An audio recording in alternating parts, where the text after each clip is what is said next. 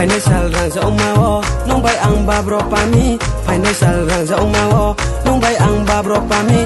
Ali palirasi nung suya umotomi. Duk se chakao ha, duk se chakao ha.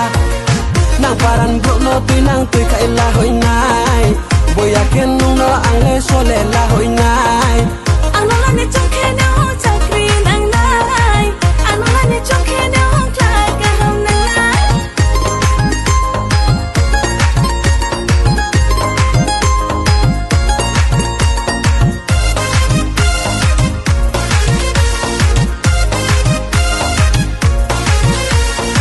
Sok chen bel ni kaja walama.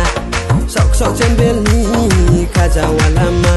Joto ham yo mo ang le nung nori ha. Kapang maya bui ang le nung nori ha.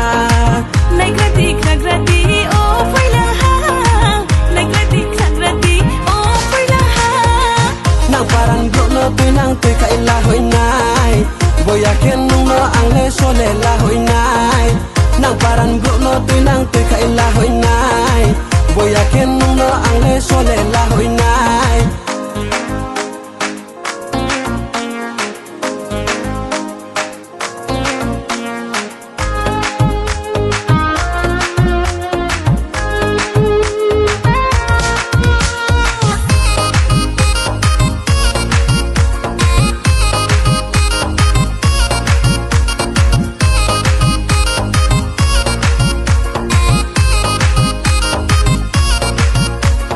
Jokhon tolbong ma sikla sok nang mi nil bai tau sa de bulye tong lai na.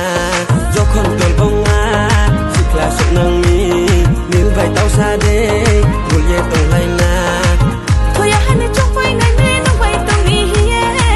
Thoya hane chong phai nai me nong bai tong ni hiye. Manoro tang manotang manoro tang tang manoro tang manotang manoro tang tang.